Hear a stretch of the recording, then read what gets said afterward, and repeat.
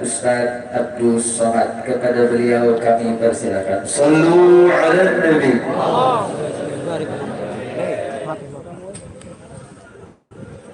Apaan Bib? Apaan? Apaan Bib kamera? Sini aja deh. Udah gede sekarang, alhamdulillah. Gede sekarang, udah ganteng. Assalamualaikum warahmatullahi wabarakatuh. Alhamdulillah wassalatu wassalamu ala Rasulillah wa ala alihi wa sahbihi wa man da'a bi da'watihi wastanna bi sunnatihi ila yaumil liqa'i rabbih. Al-habaib al-afadil al-ulama al-ajilla nafa'ana Allah bi ghaziri 'ulumihim wa bi husni adabihim wa lutfihim. Ja'alana Allah wa iyyahum ma'al habibil mustafa fi jannatil Orang yang menyambut beliau, kalau dia masih ada ikatan dinas, maka beberapa hari ini kita lihat orang itu dihukum dari jabatannya. Orang yang mengupdate status, kalau menulis nama beliau, maka Instagramnya akan diblokir. Hanya menulis namanya saja, maka Facebooknya akan ditutup. Orang menjadi takut untuk menjenguk beliau, kecuali orang-orang yang takutnya sudah dihabiskan hanya untuk Allah. Apa dosanya? Apa salahnya? Berapa triliun negeri ini pernah dirugikannya? Nikel, uranium yang pernah dijualnya ke luar negeri. Berapa BUMN perusahaan yang pernah dijualnya aset-aset negara? Ada yang pernah dia jual? Dia hanya mengajak anak muda yang selama ini pecandu narkoba menjadi bertaubat kepada Allah. Dia hanya membangkitkan semangat anak muda yang selama ini berzina menjadi orang-orang yang takut kepada Allah. Dia hanya mengajak mereka yang memakai baju hitam, pakaian hitam, berubah menjadi pakaian putih. Mereka berusaha untuk memutihkan catatan amal baik mereka di hadapan Allah. Dia hanya menyadarkan umatnya supaya sadar bahwa politik itu penting. Angkatlah pemimpin yang adil dan amanah. Dia hanya sedang mengajak umatnya supaya jangan memilih pemimpin kafir. Salahkah perbuatannya? Tidak. Dia tinggal di negara demokrasi. Dalam dunia demokrasi, siapapun berhak untuk mengajak menyuarakan kebenaran. Dia tidak melawan sultan, dia tidak melawan ulil amri, dia tidak melawan siapapun. Dia hanya melawan ketidakadilan. Hari ini saya berangkat setelah sholat subuh menuju airport, naik pesawat. Setelah naik pesawat, naik mobil.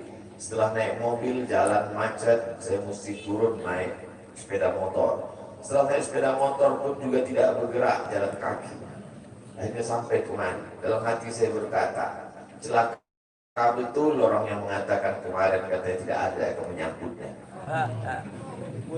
Sudah 3 hari, saya pikir 3 hari tidak ada orang lagi, saya akan datang bisa duduk berdua dengan beliau. Saya tidak datang mau ceramah, saya tidak datang mau tausiah, saya tidak mau datang mau tabligh akbar. Ternyata yang menyambutnya seramai ini, sebanyak ini, orang berjalan kaki, anak-anak muda berjalan kaki, orang tua, ibu-ibu duduk di pinggir jalan. Apa yang membuat mereka datang kemari? Satu, cinta. Lagu baru ni'adiha ahabu ilayya wa asfali balwaha, kata Qais. Debu yang menempel di sandal Laila lebih dapat menghilangkan rasa sakit dan duka. Hanya cinta kepada Laila, apalagi cinta kepada zuriat Nabi Muhammad SAW. Andai engkau orang alim, andai engkau hafal kitab, andai engkau mengerti kitab kuning, banyak ilmu, tapi ada kebencianmu kepada ahli bait Rasulullah SAW, hilang keberkahan hidupmu. Andai engkau punya derajat seperti seorang wali, andai engkau diangkat Allah sebagai wali, maka jatuh derajat kewalianmu hanya karena kebencianmu kepada ahli bait.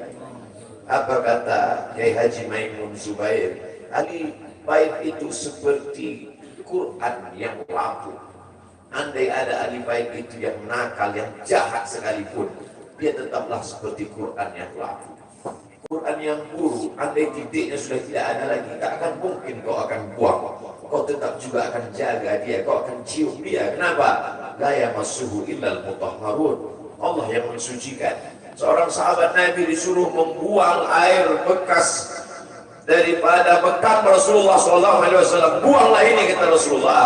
Lalu kemudian beliau pergi ke belakang. Setelah itu dia datang lagi menghadap Rasulullah SAW. Rasul tahu apa yang dia lakukan karena Nabi dapat wahyu. Nabi terbuka hijab. Tapi Nabi ingin bertanya kepada dia. Bukan Nabi tidak tahu. Nabi tahu, diberikan Allah pemberitahuan. Nabi ingin memberitahu siapa yang tidak tahu. Kemana darah bekam tadi kau buat, kata Nabi. Ku minum ya Rasulullah. Mengapa engkau minum? Karena aku tahu bahwa darah yang mengalir dalam diriku membuat aku haram tersentuh api neraka.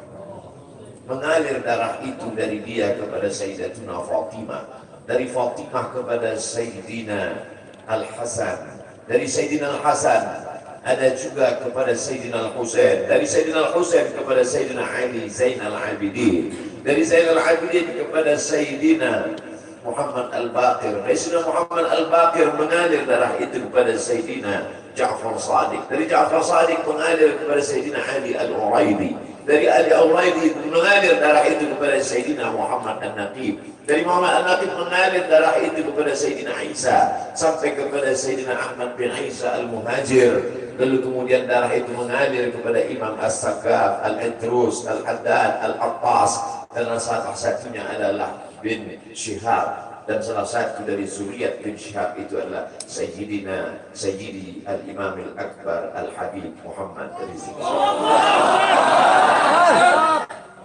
Kalau mau hidup tenang, beliau sudah tenang dengan anak menantunya, dengan cucunya, dengan ilmunya.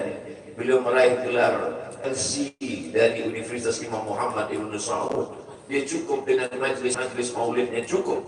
Mengapa dia bersusah payah? Mengapa dia mesti kena fitnah? Dia hanya mengikut darah Sayyidina Al-Husain. Kalau mengikut Sayyidina Al-Hasan, lembut. Mengikut Sayyidina Al-Hasan, lembut sentuhannya. Maka para ahli bait ini mengikut dua aliran, Sayyidina Al-Hasan dan Sayyidina Al-Husain. Kedua-duanya saya cintai. Habaib yang mengikut Sayyidina Al-Hasan, saya datang, saya cium tangan mereka, saya bersilaturahim, lembut gaya mereka. Tapi mereka semua mengajak untuk mencintai Sayyidina wa Maulana Muhammad sallallahu alaihi wasallam. Tapi ada yang seperti Sayyidina Al-Husain menggelegar suaranya, dia huluskan pedangnya untuk musuh-musuh Allah. Keduanya adalah sama-sama diridhai Allah. Innal Hasan wal Husain sayyida syababi ahli jannah. Yang mencintai Sayyidina Al-Hasan, mencintai Sayyidina Al-Husain, yang mencintai zuriat mereka, keturunan mereka, maka dengan cinta itu bekal kita menghadap Rasulullah SAW. Andai aku dihadapkan nanti menghadap Allah, tahajud tak sebanyak Imam Ahmad bin Hanbal, 300 rakaat fil yaumi wal laila, 300 rakaat sehari semalam.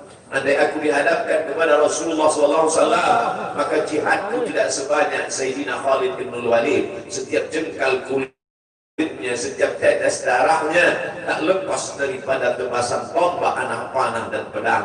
Andai aku dihadapkan kepada Sayyidina Maulana Muhammad SAW, amalku tak sebanyak Abdurrahman ibn Auf. Lalu apa bekalmu, hai Abdul Somad? Adakah ceramah-ceramahmu itu bisa kau jadikan bekal menghadap Allah? Tidak.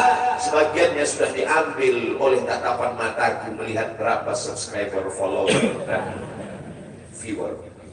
Abdul Somad mungkin habis amalnya sudah ria. Satu-satunya yang akan dijadikan bekal menghadap Rasulullah hanyalah aku pernah mencintai keturunan Rasulullah. Aku pernah mencintai zuriat. Sallu ala Nabi.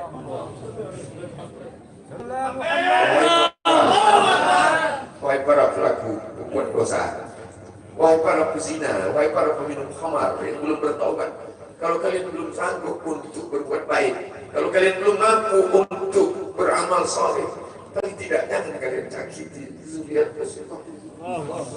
Jangan kalian keluarkan kata-kata, jangan dikeluarkan kata-kata fitnah. Bagaimana kalian akan menghadap Rasulullah? Bagaimana kalian akan menghadap Rasulullah? Pada saat itu seluruh umat berkumpul menghadap Nabi Adam alaihissalam. Kami tidak sanggup berdiri di padang mahsyar ini, wahai Adam. Menghadaplah kepada Allah, Kata Adam, aku tidak sanggup menghadap Allah. Karena dulu Allah berkata, la taqrabu hadhihi syajarah, jangan kau dekati pohon kulbi ini, tapi aku malah memakannya ya Allah. Mereka datang menghadap Nabi Nuh alaihissalam. Kata Nabi Nuh, aku tak sanggup menghadap Allah karena anakku durhaka. Sa'awi ila jabalin ya'simuni minal ma', aku akan naik ke atas bahtera perahu yang bisa menyelamatkan aku dari air. Aku tak sanggup menghadap Allah, kata Nabi Nuh alaihissalam. Mereka menghadap kepada Nabi Musa, aku tak mampu, kata Nabi Musa. Mereka menghadap kepada Nabi Isa, aku pun malu kepada Allah, karena aku mereka jadikan sembahan di atas muka bumi Allah. Mereka hanya mampu menghadap Sayyidina Maulana Muhammad SAW. Wahai para pezina, wahai para pelaku dosa, kalau kalian belum mampu beramal soleh, belum mampu bertobat, paling tidak jangan kalian zina zuriat Rasulullah SAW. Bagaimana kalian akan menghadap Rasulullah? Pada saat itu tak ada syafaat. Man alladhi yashfa'u indahu illa bi'idhnih. Tak ada satu pun yang bisa memberikan syafaat kecuali Sayyidina wa Maulana Muhammad sallallahu alaihi wasallam. Wahai para pemimpin yang hari ini kau dititipkan amanah kekuasaan. Beberapa hari ini kau lihat apa yang dilakukan orang kepada Donald Trump. Kurang hebat apa lagi Trump? Negara adidaya, kekuasaan, kaya raya. Tapi ketika kekuasaan itu diambil oleh Joe Biden, kita pun malu melihat video ejekan-ejekan itu. Kalau hari ini kau punya kekuasaan, saudara, sampai masanya kau juga akan mengalami seperti yang dialami oleh Trump. Jabatan itu cabut Allah Ta'ala. Saya masih melihat video bagaimana Bapak Susilo Bambang Yudhoyono sampai ke Pekanbaru beberapa tahun yang lalu. Di depan balihonya disobek. Beliau jenderal, ganteng, punya partai. Tapi setelah kekuasaan itu tak ada di tangannya, difitnah, dibully, balihonya disobek. Bagaimana agaknya ketika tiga hal itu tak ada pada diri kita. Tidak jenderal, tidak ganteng, dan tak pula punya partai. Fakta biru yang dilakukan menangkap ikan di Bukit Selasih. Demikian, terima kasih. Assalamualaikum warahmatullahi wabarakatuh.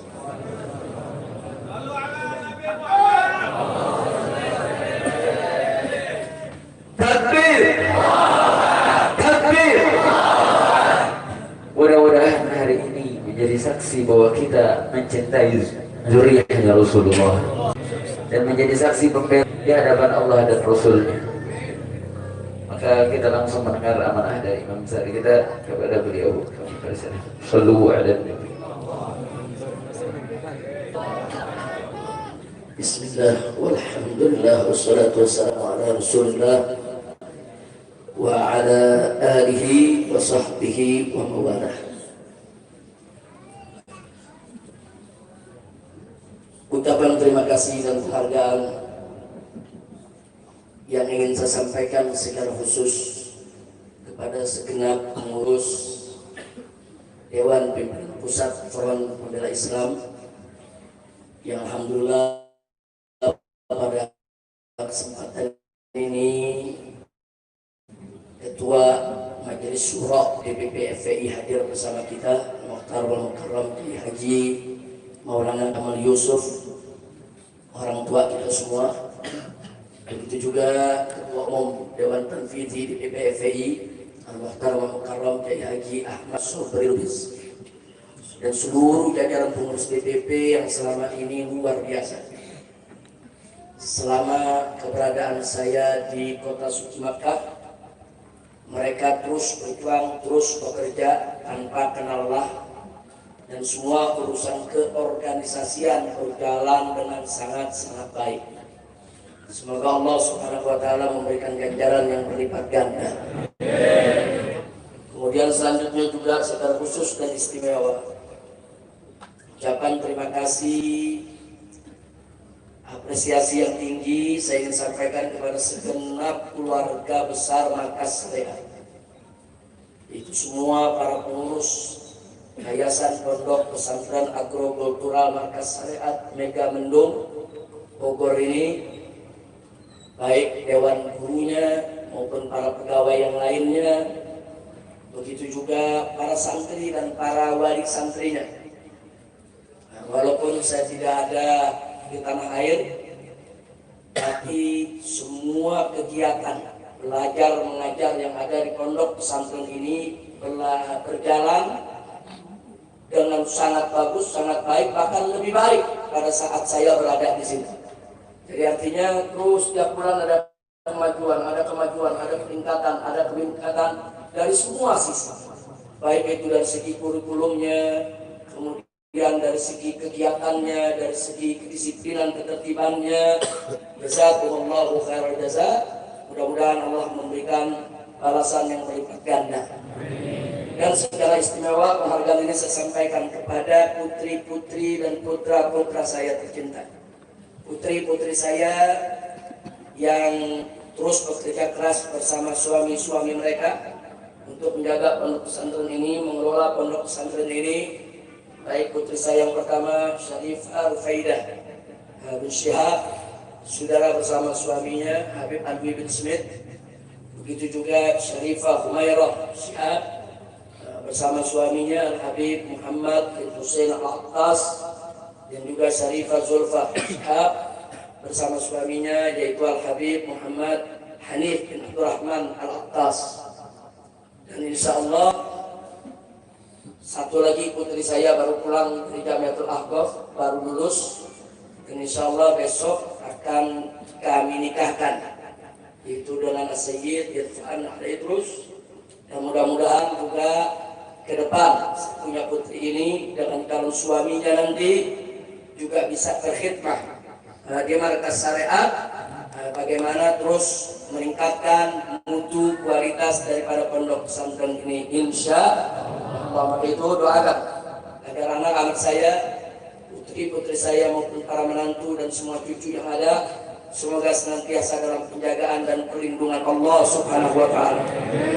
Selanjutnya, ini yang paling istimewa untuk saya sampaikan. Saya ingin menyampaikan terima kasih, apresiasi yang tinggi kepada para habaib, para ulama, para kiai yang saya tahu betul, walaupun saya ada di kota suci Makkah, tapi mereka tidak pernah putus terus mendoakan saya di masjid-masjid, di majelis-majelis taklim, di pondok-pondok pesantren.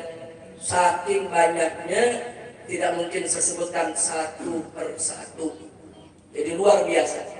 Bahkan saudara, kalau tanpa doa-doa tersebut mungkin saya sudah tumbang dalam perjuangan. Kalau tanpa doa-doa tersebut mungkin saya sudah sampai titik jenuh atau mungkin putus asa dalam perjuangan saudara, karena begitu dahsyat dan hebatnya segala tantangan yang kita hadapi. Tapi berkat doa para ulama, para habaib, para santri di masjid, di pondok pesantren, di mana-mana saya sampai itu semua beritanya saudara. Doa-doa tersebut membangkitkan semangat. Doa-doa tersebut menghidupkan kembali semangat yang mulai padam saudara. Doa-doa tersebut memberikan semangat baru. Doa-doa tersebut menjadi motivasi sehingga kita tidak terjerumus dalam keputusasaan atau kejenuhan di dalam perjuangan, sehingga kita tetap bisa tegar menghadapi segala tantangan. Nah, untuk itu sekali lagi saya sampaikan terima kasih kepada para habaib, para alim ulama, para kiai, para guru-guru ngaji ikhwan di berbagai tempat yang terus-menerus telah mendoakan. Insya Allah Allah akan memberikan ganjaran yang berlipat ganda. Dan hari ini juga saudara, termasuk saat saya pertama tiba, kami nggak pernah sangka kalau tiba disambut oleh umat sedemikian rupa. Saya nggak pernah sangka. Paling-paling kita pikir yang akan menyambut kawan-kawan dari DPP FPI, kemudian para guru dan santri dari markas syariat atau kawan-kawan dekat ya ikhwan. Kami tidak pernah menyangka keluar dari pesawat di pintu pesawat itu penjemputan sudah luar biasa. Bukan di luar bandara, di pintu pesawat itu jalan sudah susah ya ikhwan. Jadi semua pegawai-pegawai di bandara sana, baik imigrasinya, cuananya, saudara angkasa puranya, sekuritinya, maintenance-nya, saudara teknisinya, saudara, para pilotnya, pramugaranya, pramugarinya, semua saudara rame-rame menyambut kedatangan kita dan mengantar ke pintu gerbang. Jadi ini semua adalah minhah ilahiyah. Nah, tapi begitu sampai di pintu gerbang, lautan manusia luar biasa, dan ini tidak mungkin terjadi, saudara, begitu saja. Ya, ini karunia Allah, ini anugerah Allah, tapi ini semua terjadi tidak begitu saja. Ini terjadi karena adanya motivasi, adanya dorongan, adanya konsolidasi, adanya koordinasi, adanya persatuan dan kesatuan antar pondok-pondok pesantren, masjid-masjid, musola-musola, ormas-ormas Islam, termasuk majelis-majelis taklim, saudara. Anda bisa saksikan dengan mata Anda sendiri saat ini, hari ini sebelum Jumat tadi, saya sampai di Gadok jam 8:30, saudara. Sampai di sini pas adzan Jumat. Kok bisa begitu lama? Itu umat semua turun ke jalan. Loh, kok bisa begitu banyak yang turun? Karena hampir semua majelis taklim, saudara, yang dipimpin oleh para kiai, para itulan, para habaib, saudara, semua mengerahkan santri dan jamaahnya ke dalam, saudara. Sallu ala nabi. Jadi sekarang saya sangat terharu, saudara, dan semoga persatuan ini bisa kita jaga. Persatuan ini terus bisa kita tingkatkan, saudara. Karena persatuan semacam itulah yang menjadi penyebab turunnya keberkahan. Nabi mengatakan, alaikum bil jamaah, fa inna yadallahi ma'al jamaah. Wajib atas kamu berjamaah, bersatu. Kenapa? Fa inna yadallahi ma'al jamaah. Karena sesungguhnya tangan Allah, pertolongan Allah, keberkahan dari Allah itu ada bersama jamaah, saudara. Jadi pertolongan Allah itu ada pada kebersamaan. Pertolongan Allah itu ada pada persatuan, saudara. Sekuat apapun kita, sekaya apapun kita, sehebat apapun kita, sebanyak apapun jumlah kita, tanpa pertolongan Allah, kita lemah, nggak ada artinya, ya. Dan sebaliknya, sekecil apapun kita, sedikit apapun jumlah kita, saudara, semiskin apapun kita punya harta benda, saudara, serendah apapun jabatan kita, saudara, tapi kalau kita mendapatkan pertolongan Allah, maka semua akan berubah menjadi satu kekuatan dahsyat yang tidak ada mampu untuk menandinginya, sudah. Artinya kuncinya di mana? Kuncinya di pertolongan Allah. Kalau ada pertolongan Allah, lo seperti yang buat meratnya, semua bersatu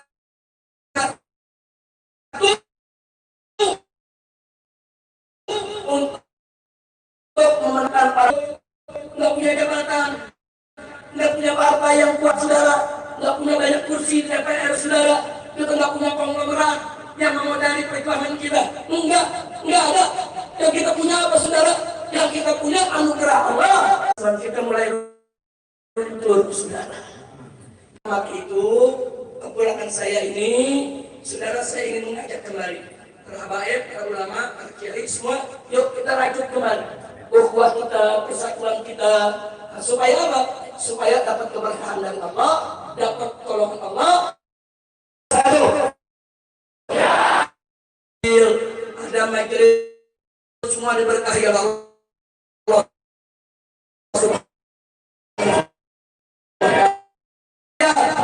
Amin ya rabbal alamin. Dan kita mohon juga kepada Allah supaya datangnya bulan Maulid ini, saudara, di mana-mana mulai digelar Maulid yang luar biasa, banyak membaca sholawat, insya Allah wabah corona akan segera hilang, saudara. Ya Rabbana bihaqqi nabiyina irfa wadfa corona. Ya Rabbana bihaqqi nabiyina irfa warfa wadfa corona. Ya Rabbana bihaqqi nabiyina irfa wadfa wadfa corona. Allahumma farja ila farja wala lutfa ila lutfu fafarrij anna kull hammin wa ghammin wa karbin warfa anna hadhihi al-mihnata wal baliyah fatahha bi yadika al-qawiyah innaka ala kulli syai'in qadir.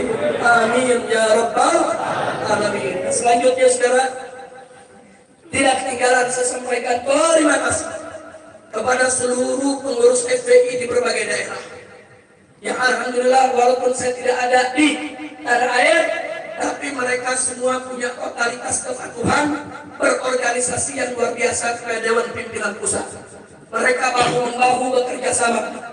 Saudara, nah di sini hadir bersama kita Saudara ada Imam FPI DKI Jakarta Habib Hussein bin Said Al-Atras, kemudian ada Imam FPI Provinsi Banten yaitu Kiai Haji Buya Qurtubi Jailani, kemudian di sini ada juga Ketua Tanfidhi Habib Zaki Ali terus, dan doakan agar Kiai Haji Masum Hasan Allah berikan kesehatan, Allah berikan kekuatan, ya, karena beliau selama menjadi Imam FPI Jawa Barat juga luar biasa perjuangannya saudara. Dan satu lagi doakan juga untuk orang tua kami yang selama 3,5 tahun saya ada di Mekah, saudara banyak sekali membantu perjuangan, yaitu Kiai Haji Muhammad Husni Tamrin, pimpinan Pondok Pesantren Al-Ihya atau SD Sekolah Insan Kamil yang ada di Bogor ini saudara. Saat ini beliau sedang kurang sehat saudara, tapi perhatiannya untuk markas syariat, perhatiannya untuk santri di pesantren ini, bahkan perhatiannya untuk pendidikan anak-anak saya, perhatiannya saudara untuk bagaimana perjuangan saya di kota Mekah tidak pernah terputus. Doakan agar beliau diberikan oleh Allah sehat walafiat. Amin ya rabbal alamin. Sekarang yang terakhir saudara, karena setelah ini kita masih ada acara peletakan batu pertama, juga peresmian studio MS Markas Syariat TV saudara. Kita akan meresmikan Markas Syariat TV, kemudian juga akan meletakkan batu pertama insya Allah. Nah, sebelum itu kita laksanakan, kalau nggak salah masih ada palang pintu ya, masih ada di sini ada Ustadz Abu Faris dan kawan-kawan bersama Ustadz Zulkifli. Zulkifli ini yang dikenal Ustadz hari kiamat akhir zaman. Nah, beliau dari tadi sudah ada di sini. Jadi perlu Anda tahu, Ustadz Zulkifli ini itu miara kuda di Mekah. Beli kuda, bayar orang untuk miara. Yang pakai tiap minggu saya. Nah, karena beliau nggak ke Mekah, saya yang pakai.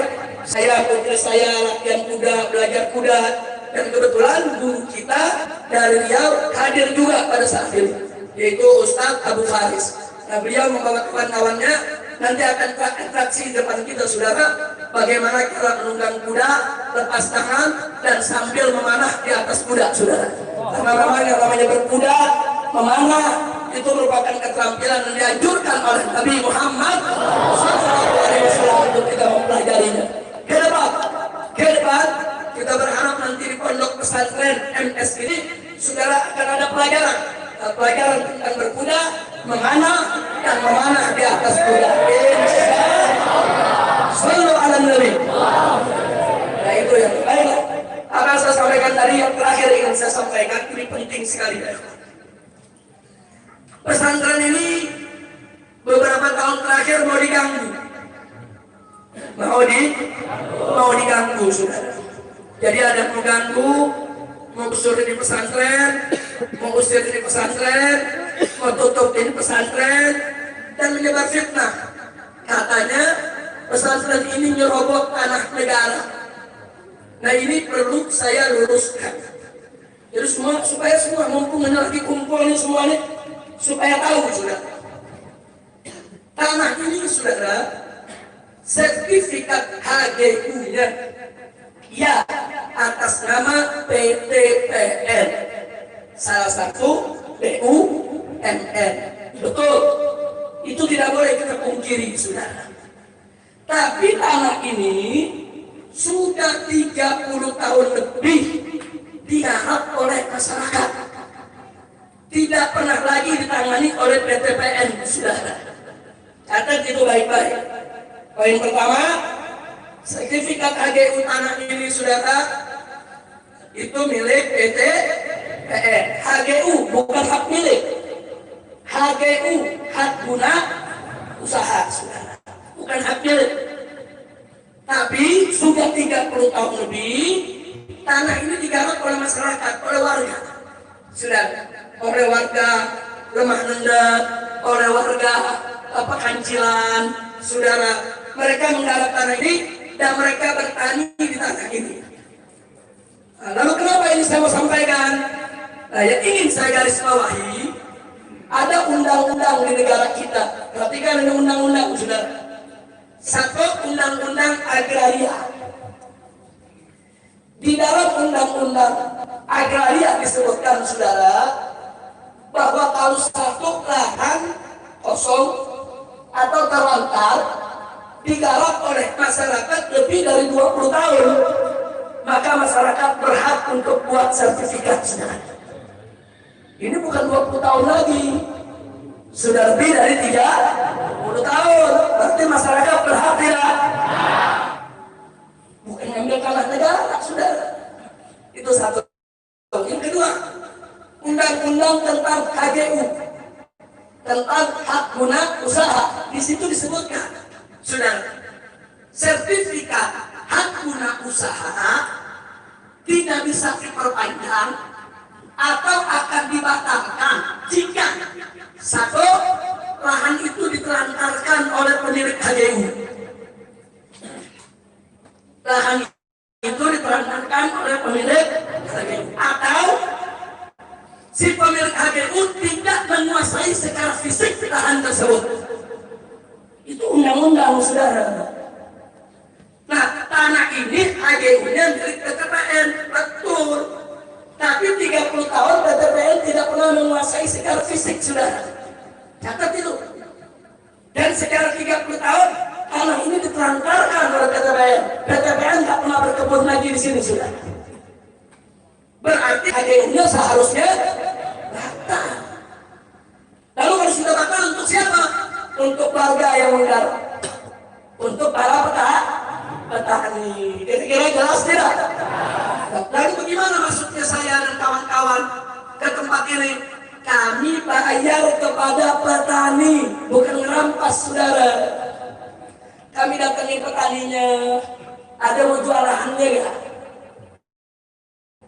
Saya dan keluarga ingin bangun pondok pesantren di sini.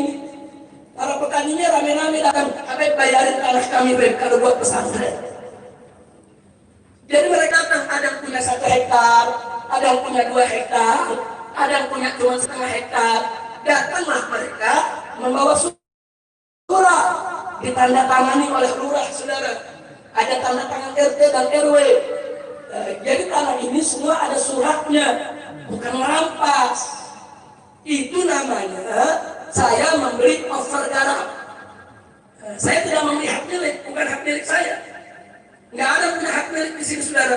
Yang ada HGU, dan HGU itu ada masa berlakunya. Setiap 20 atau 25 tahun wajib diperpanjang. Nanti pada saat mau diperpanjang kita lapor, ini bukan lagi saudara milik daripada PTPN. Nah, ini yang perlu saya sampaikan. Jadi yang dipikir petani rakyat di bawah nggak ngerti undang-undang, seenaknya merampas tanah, seenaknya menyebar fitnah. Tunggu dulu, saudara. Jadi ini kami beli. Jadi semua surat jual belinya, saudara, pergarapnya saya kumpulkan. Semua petani-petani tersebut saya minta KTP-nya, saya foto waktu terima duitnya, saudara. Hanya sampai di situ. Bahkan surat setelah beli, saya lapor ke camat. Habis lapor ke camat, saya lapor ke bupati. Nah, waktu itu masih Pak Rahmat Yasin yang jadi bupatinya, saudara. Setelah bupati, saya lapor ke gubernur, saudara. Gubernur bikin rekomendasi, saudara. Nah, jadi sekali lagi, ini tanah, ya, HGU memang milik PTPN. Tapi rakyat tidak merampas, tidak. Mereka sebagai penggarap. Kira-kira jelas tidak? Jelas tidak? Saya bertanya, penggarap itu perampas bukan? Penggarap itu perampok bukan? Nah, ini yang perlu saya sampaikan. Nah, sekarang yang bagian paling penting lagi, saudara, apa yang ingin saya sampaikan? Ini saya beli, saudara, dengan uang saya, uang keluarga saya, uang kawan-kawan saya, uang kerabat saya, uang sahabat-sahabat saya, bahkan ada uang titipan umat, dan semua mau yang dari saya kan, mau yang dari umat kan, semua ini wakaf untuk umat saudara. Jadi ini ada tanah pribadi di sini saudara. Kami saat ini mentarget ada 100 hektar tanah. Di sini insya Allah akan menjadi markas syariat. 80 hektar saudara itu sudah dikuasai oleh markas syariat.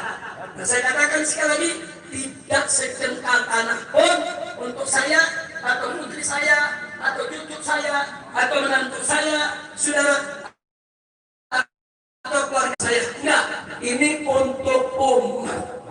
Jadi kalau pun di sini ada rumah yang saya tempati, saudara, kalau saya sudah tidak mengajar di sini, kalau saya nggak mau lagi urus MTs, ya saya mesti keluar.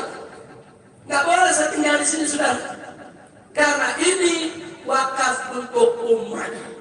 Bukan itu saja. Ini kitab-kitab saya beli. Ini ada puluhan ribu judul, saudara. Ini saya kumpulkan dari semenjak saya sekolah. Dulu saya sekolah dapat beasiswa setiap bulan. Saya pakai separuh buat keluarga, separuh lagi buat beli kitab, saudara. Nah, sampai terkumpul sekarang ini puluhan ribu judul. Dan saat ini di Mekah masih ada 207 karton belum ke bawah, saudara. Untuk apa? Kitab-kitab ini juga bukan untuk saya pribadi, bukan untuk anak saya, bukan untuk cucu saya, bukan untuk menantu saya, tidak. Tapi untuk umat di pondok pesantren markas syariat, sehingga siapapun boleh untuk baca dan istifadah, saudara. Kira-kira jelas tidak? Jadi kalau saya sudah sampaikan begini, ini MS nggak boleh lagi saya jual. Ini kitab-kitab saya nggak boleh ada lagi yang dijual, saudara. Saya pribadi nggak boleh jual, istri saya nggak boleh jual, anak saya nggak boleh jual, karena semua ini wakaf untuk umat. Kira-kira jelas tidak? Jelas tidak? Nah, maka itu kalau ada pihak-pihak yang ingin coba mengusir kami dari tempat ini, kami akan pertahankan ini, karena ini milik umat Islam, bukan milik pribadi. Betul? Siap jaga NS? Siap jaga NS? Takbir! Sallu ala Nabi. Akhirnya sebagai penutup saya menyampaikan kepada pemerintah khususnya, kalau memang pemerintah melihat lahan ini perlu diambil oleh negara, enggak normal. Mau diambil, silakan. Silakan, kapan saja pemerintah mengambil ini tanah, kalau merasa ini memang tanah negara, dibutuhkan oleh negara, silakan ambil. Tapi tolong kembalikan semua uang yang sudah dikeluarkan oleh umat untuk membeli dan membangun tempat ini, saudara. Supaya uang tersebut bisa kita beri lahan di tempat lain untuk membangun yang sama. Jadi bukan saya anaknya main rampas-rampas saja, betul? Kalau saya anaknya main rampas, saya tanya, dia mentolongan? Dia mentolongan? Dia mentolongan? Tidak boleh petani-petani miskin, penggarap, tahu-tahu tanahnya diambil sama proyek, nggak dikasih ganti rugi. Belum! Nggak boleh, saudara. Silakan ambil tanah rakyat. Silakan gunakan tanah rakyat untuk negara. Silakan. Tapi rakyat wajib untuk diberikan ganti ruginya. Betul? Betul?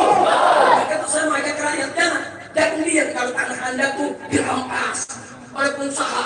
Tanah Anda dipaksa diambil, saudara, oleh proyek tanpa ganti rugi. Jangan lihat. Lawan. Begitu kami tidak akan pernah diam kalau ada coba-coba mengganggu markas syariat. Kira-kira jelas tidak? Jelas tidak? Jadi saya akan melawan negara mengambil, silakan. Ambil lahan dengan perkebunannya, dengan semua gedung-gedung bangunannya, silakan ambil. Tapi ganti duduk, kita hitung-hitungan.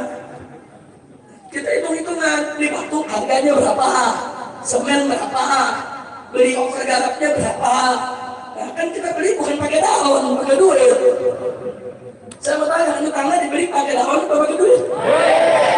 Bukan pakai rumput, pakai.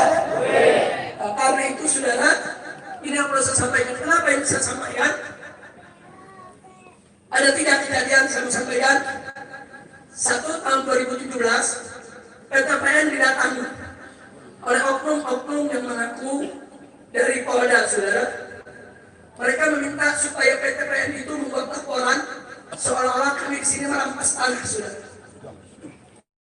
Tapi alhamdulillah pihak PTPN tidak mau. Pihak PTPN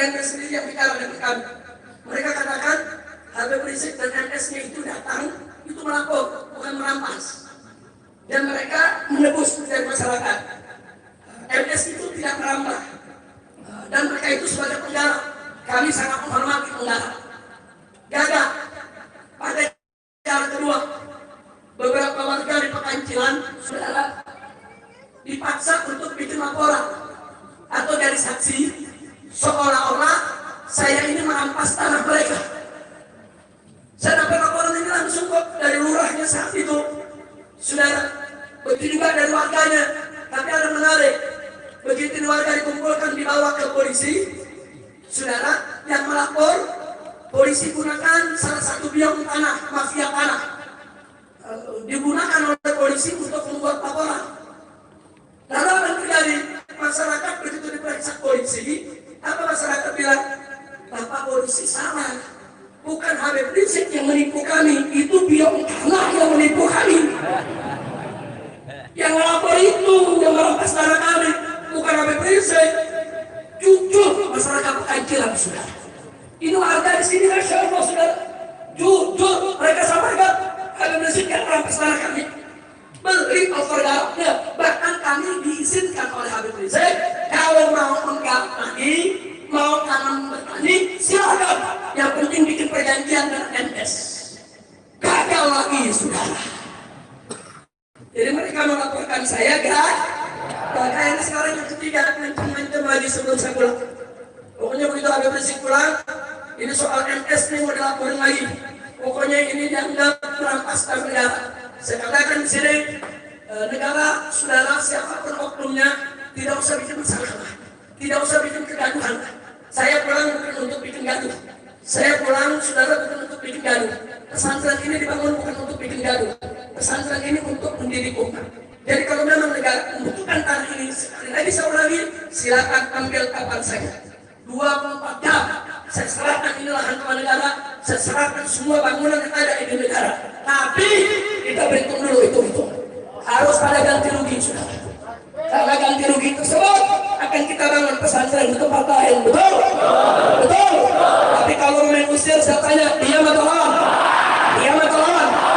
Siap jaga markas syariat, siap bela markas syariat. Takbir. Sallu ala Nabi.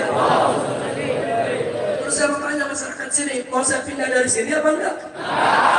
Pindah jangan. Yang benar. Setuju pesantren di sini? Betul? Takbir. Jadi pada tahun 2017, warga Malendet sama warga Pekancilan ini tetangga pesantren. Datang intelijen masuk. Warga disuruh tanda tangan. Kami menolak keberadaan markas syariat di kampung kami. Luar biasa. Saya telepon lurah. Habib gawat ini, Beb. Harus lebaran, warga harus suruh tanda tangan semua. Sekalian baru coba kirim suratnya modal bagaimana. Judulnya menolak keberadaan NS. Warga menolak keberadaan NS. Begitu diputar di keliling warga, nggak ada yang mau tanda tangan, sudah. Alhamdulillah. Nggak ada yang mau tanda tangan. Saya ambil suratnya. Saya bawa judulnya. Tadi kan judulnya menolak, saya ganti mendukung. Warga mendukung pondok pesantren. Kita sebar di warga, semua tanda tangan, sudah. Alhamdulillah. Berarti warga mereka mendukung cinta pesan, cinta haba, cinta ulah. Takbir. Bagus tidak? Jadi nggak usah khawatir. Pokoknya kalau ada kedoliman kita lawan bersama. Siap? Takbir. Itu saja bisa saya sampaikan. Saya akan serahkan kembali karena mukanya kelihatannya udah pada biru, belum makan.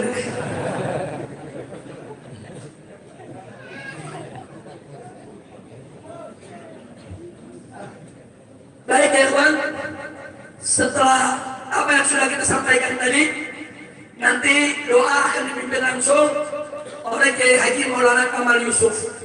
Nah tapi ingat, tadi kita ada 3 sambutan. Yang pertama disampaikan oleh Kiai Haji Ahmad Sobri Lubis. Nah, beliau telah dengan tulus tadi menyampaikan ucapan terima kasihnya kepada semua pihak atas nama DPP FPI, yaitu atas kerjasamanya selama ini. Alhamdulillah. Kita doakan agar agar Kiai Haji Ahmad Saudara Lubis panjang umur dalam taat dan ibadah, sehat walafiat.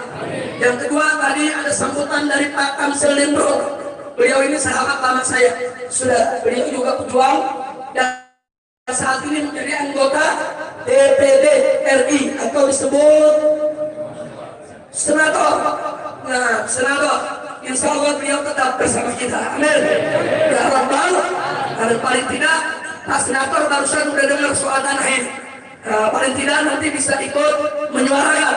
Jangan sampai ada pihak-pihak yang ingin coba-coba berbuat zalim kepada pesantren. Betul? Takbir.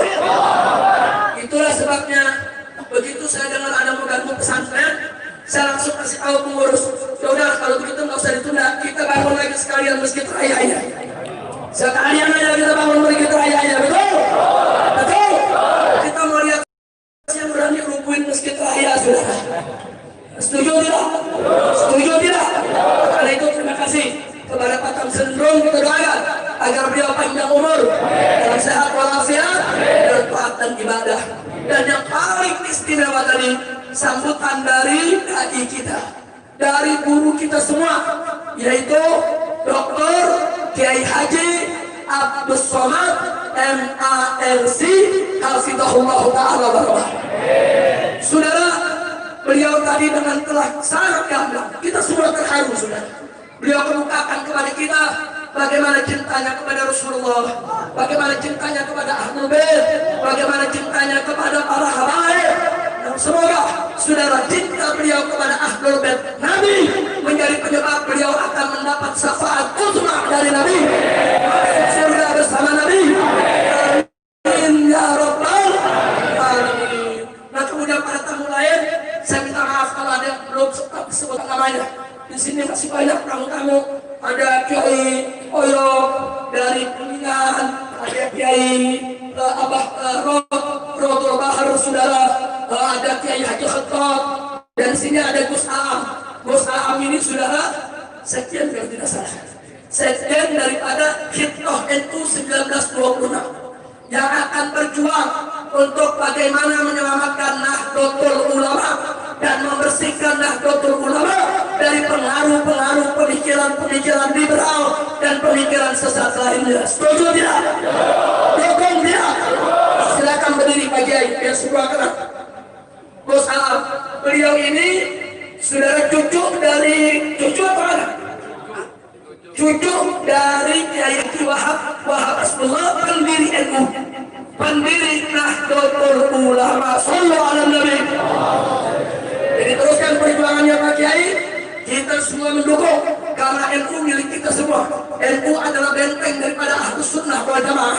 Jadi nggak boleh kalau NU itu kita biarkan saja dirusak oleh orang-orang yang tidak bertanggung jawab. Kalau ada rumah besar, ada tikusnya, jangan rumah dibakar. Tikusnya kita usir, rumahnya kita bersihin. Betul? Betul? NU itu rumah besar aswaja, saudara. Sekarang ada tikus-tikus liberal.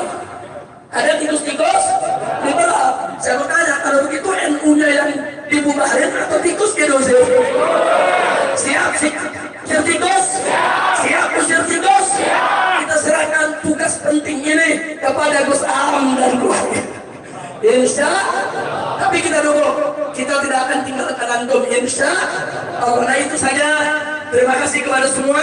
Saya serahkan kembali kepada Habib Muhammad bin Hussein selaku panitia penyambutan kedatangan ini. Sallallahu alaihi wasallam.